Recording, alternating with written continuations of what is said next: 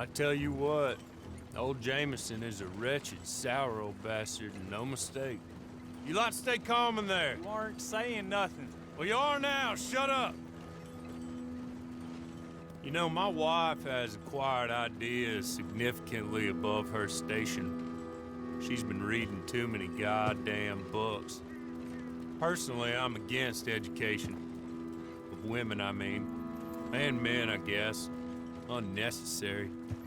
Doesn't add much to the world. Education.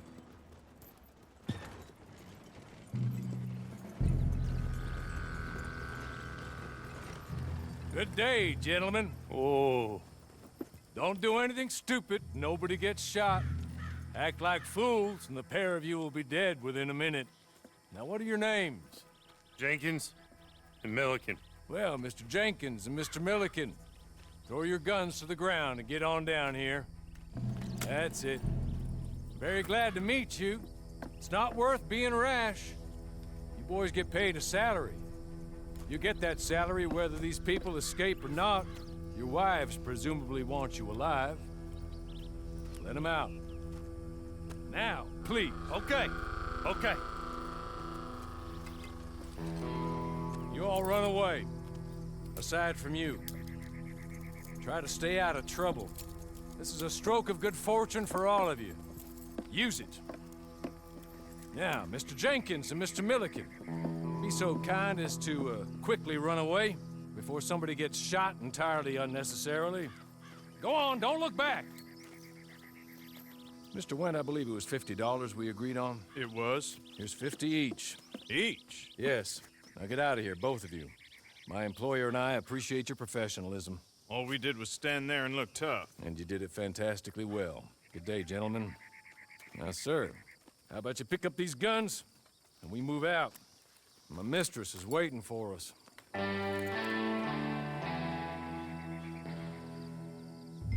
Come along. And you better get on this horse.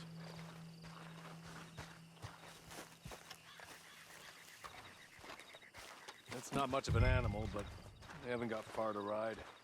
Get on the horse there. Ready? Wonderful. I hope you'll forgive the secrecy. My employer particularly values discretion. My name is Mr. Horley, by the way. 6 months at Sisika Penitentiary, awaiting a hanging for a murder you did not commit. Must have felt a whole lot longer, my friend. You still seem strong, though. I mean, doesn't look like breaking all those rocks has left you entirely broken, in body or in spirit.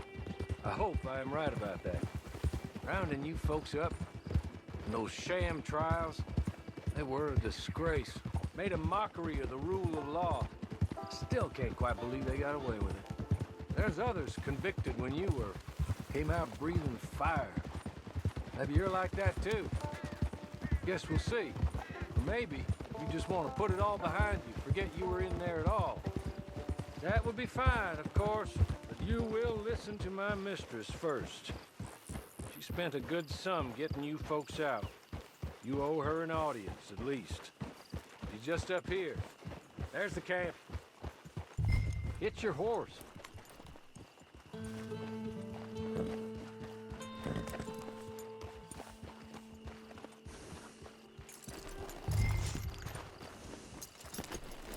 Tie it here.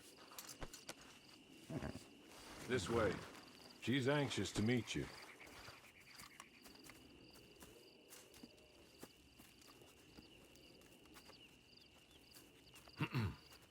Madam, we're back. Hello. Jessica Leclerc, how do you do? What did you tell him? Nothing, as we discussed. Thank you, Horley. I do hope we haven't inconvenienced you dreadfully. But seeing as you were due to be hanged in a week, I'm sure you don't object too strongly. I know you're innocent. Well, not perhaps exactly innocent, but not guilty of what you were accused. I know you and those who were with you that died were little more than patsies, and that you were set up by one of 3 men or a woman, possibly by all of them. I can't be sure, but that is all I know so far. And one of these people also made Mrs. Leclerc a widow. And I will avenge my husband's death, so help me God. But I will not avenge it upon them who did not cause it, or caused it unwittingly.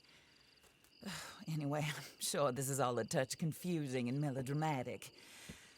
Where are my manners? Hawley, please show our guests to their tent and give them some fresh clothes to put on. Very good, madam. Then serve us both a little refreshment. Certainly, madam. This way. You'll find a change of clothes in there, alongside a few other items you might need, a lasso, a knife, and a lantern, I believe.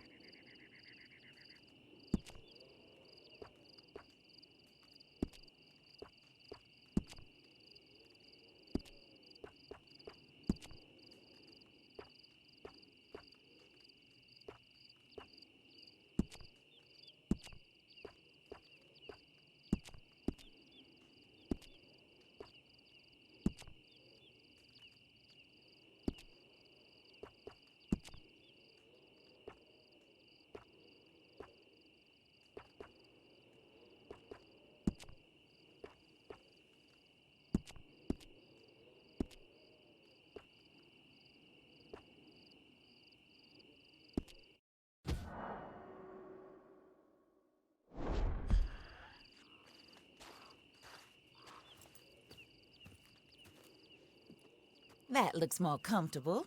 Hawley, Here, madam. your very good health. I suppose it beats dying, Mrs. Leclerc's husband was murdered by one of his business partners. And I intend to find out which one. Or rather, I intend for you to find out. And kill them. You're the only person I could possibly trust to do whatever it takes. Because you and your accomplices, you're the only other victims of their lies still alive. You see, you walked into the town at approximately the same time my husband was shot in the back, but by another gun, firing different bullets to those you possessed when you were arrested. These bullets, this was their mistake. You were rounded up and sentenced to death, all because you came to town and didn't talk too much and seemed like you were nasty. Anyway, here they are. The people who run Blackwater. Mr. Jeremiah Shaw, banker, real estate speculator, and crook. Mr. Amos Lansing, ranch owner, speculator, and crook. Mrs. Grace Lansing, his wife, society patroness, lover of the arts, crook, and my former best friend. Teddy Brown, her disgraced brother, outlaw, wanted man, and still in contact with them. All I ask of you is your help in finding out quite what happened. Mrs. Leclerc would like to help you get back on your feet. Get back to work. Whatever your work may be, I don't judge. You want to rob? Rob. You want to save innocent folk? Do that as well. But you need me just as much as I need you. I think we all understand each other. I hope we do. Good. I look forward to rewarding you for killing those who made me a widow. My husband was a true believer in this country and in the West. He was killed for greed. Foul greed when there's quite enough for everybody. I don't care what your scruples are as to killing. I will take the full burden of that sin upon my shoulders. Goodbye, for now. Then Hawley, go introduce him to nice Mr. Cripps. I think you'll like Cripps well enough. He's long past his prime, of course, but he hasn't gone entirely crazy just yet.